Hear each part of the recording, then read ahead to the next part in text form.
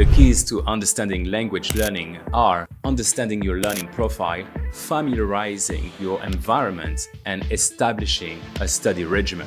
Before diving into this video, I would like to welcome you to my channel. I am Anthony Permaye, aka Language Chameleon, a neuro-language coach and a long-life language learner. So, how does your brain learn languages? Well, your brain can learn a language in three very basic ways. And the first one is chemicals. So the brain actually functions by transferring chemical signals between brain cells we call neurons, and this triggers a series of actions and reactions. So to support language learning, your brain can increase the amount or the concentration of those chemicals that are taking place between neurons. So during the learning process, the brain is actually changing the connections between neurons. And this physical change takes a bit more time and therefore is associated with the long-term improvement in speaking a language. Now, the third and last way that the brain can change to support learning is by altering its function. Now, you see, as your brain uses more and more regions, they become more excitable and therefore easier to use. You become a more efficient language learner. So I just told you how awesome neuroplasticity is to your brain. So how come you can't really learn that language that you've been trying for the past few years? Well, the first reason is that most of us don't know what material to use. The second reason is that even if we had those materials, we wouldn't really know when and how to use them. Finally, we just don't know how to organize our studies, and this is a big problem. Remember, failing to plan is planning to fail. Believe it or not, it was not up until I was 21 years old that I could actually speak English. I was a total shambles. I could not master the grammar. I was speaking Anthony English, English Anthony, anti-English. And I moved to London, got my first exam, got a fat 0. And then step by step, I got into the habit of using the language and I spoke English. Great news, right? So now, if you are struggling to learn a language, here is what you need to do. So first, what I want you to do is to take a test about multiple intelligence. Who are you as a learner? This is very important because thanks to that information, you will be able to decide what material suits you best. Now, once you chose these materials, what you're going to do is that you're going to separate them into two categories. There's going to be primary tools, secondary tools, or satellite tools.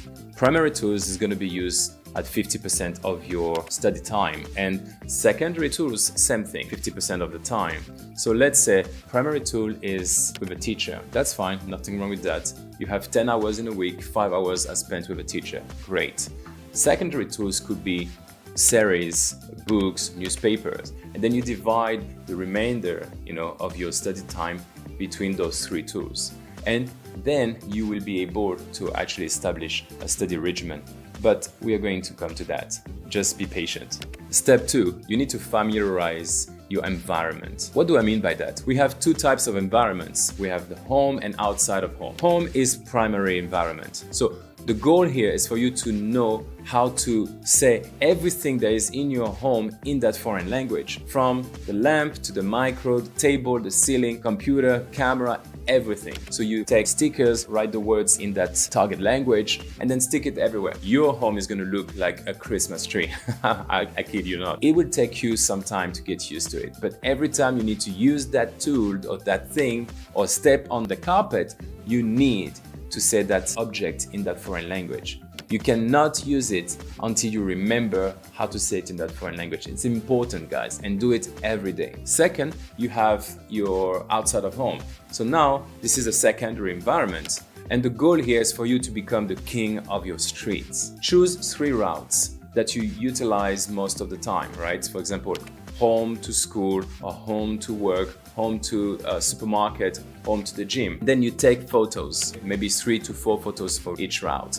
Then you come back home, you print them off, and then you write everything you see in those photos. You post them up on your wall, and then every day you review the vocabulary. And then every week you go take pictures again and then post them on the wall again and write new vocabulary. It's efficient, you guys. Try it, okay? So this is called familiarizing your environment. All right, now the last step is establishing a study regimen. Very important. Anyone who is learning a language needs a study plan. In that study plan, you will have fixed activities, things that you cannot change, and that's fine, like going to work or taking a shower, and that's all good. But you have also this flexible time. In that flexible time, you need to dedicate study time. And you decide, oh, I'm going to spend time with my teacher, or I'm going to spend time watching series, reading a book. Great.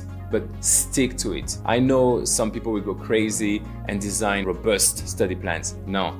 Make study plans that are reasonable. An hour here, an hour there. Don't try to study 4 or 5 hours straight without a break, because that's probably going to set you up for failure. Now, the study plan can change. Once you feel like, oh, my level is going up and up, great. It's working, guys. It means it's working. Now, change it again. Very important. It's not a fixed thing, it's a living thing. Now you possess all the tools to be a successful language learner.